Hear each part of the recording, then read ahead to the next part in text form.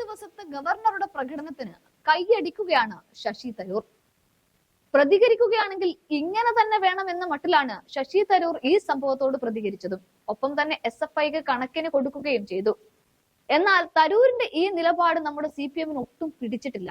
കാര്യം, പിണറായിയും കൂട്ടരും പോയ ബസ്സിന് നേരെ ഷൂ എറിഞ്ഞത് വധശ്രമത്തിനുള്ള കേസാക്കി മാറ്റിയ പോലീസിനെ കൂടി തരൂർ ഇവിടെ അടിച്ചാക്ഷേപിക്കുന്നുണ്ട്.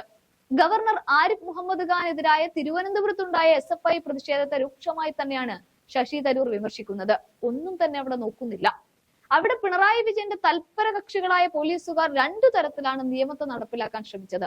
പിണറായിക്കായിട്ട് സന്നാഹങ്ങൾ സുസജ്ജം, ഗവർണർക്ക് നേരെയാവുമ്പോൾ മറ്റൊന്ന് എന്ന തരത്തിലുള്ള പ്രതികരണമാണ് ശശി തരൂർ നടത്തിയത്.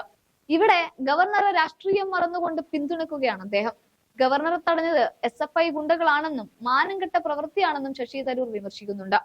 സംഭവം കാറിൽ നിന്നിറങ്ങി പ്രതിഷേധിച്ച ഗവർണറുടെ രോഷം മനസ്സിലാക്കാവുന്നതാണ് എന്നും കമ്മ്യൂണിസ്റ്റ് ഭരണത്തിൽ പോലീസ് നിയമലംഘനത്തിന് ഏജന്റുമാരാകുന്നു എന്നും തരൂർ വിമർശിക്കുന്നുണ്ട്. മുഖ്യമന്ത്രിക്കെതിരെ സമാധാനപരമായി പ്രകടനം നടത്തിയ വിദ്യാർത്ഥികളെ കയ്യേറ്റം ചെയ്യാൻ അനുവദിക്കുന്നതിനിടെയാണ് ഗവർണറെ ആക്രമിക്കാൻ പോലീസ് അനുമതിയും നൽകുന്നത്. തീർത്തും ലജ്ജാകരമായ നടപടിയാണ് ഇതെന്നും തരൂർ ആരോപിക്കുന്നുണ്ട്. കഴിഞ്ഞ ദിവസം രാത്രി ഗവർണർ സമാനതകളില്ലാത്ത പ്രതിഷേധമാണ് SFIക്കെതിരെ നടത്തിയത്. രാജ്ഭവനിൽ നിന്നും വിമാനത്താവളത്തിലേക്ക് ഗവർണറുടെ യാത്രക്കിടെയായിരുന്നു സംഭവങ്ങൾ ഉണ്ടായത്. ഗവർണറുടെ യാത്ര പോലീസ് സുരക്ഷയോടെ ആയിരുന്നു. 3 ഇടത്ത് ഗവർണർക്കെതിരെ പ്രതിഷേധമുണ്ടായി. ആദ്യം പാളയത്ത് SFIക്കാർ ഗവർണറുടെ വാഹനത്തിൽ ഇടിച്ച് പ്രതിഷേധിച്ചു. പിന്നെ ജനറൽ ആശുപത്രി പരിസരത്തും ഒടുവിൽ പേട്ട പോലീസ് സ്റ്റേഷന് സമീപവും പ്രതിഷേധക്കാർ വാഹനത്തിന് നേരെ പാഞ്ഞടുക്കുകയായിരുന്നു.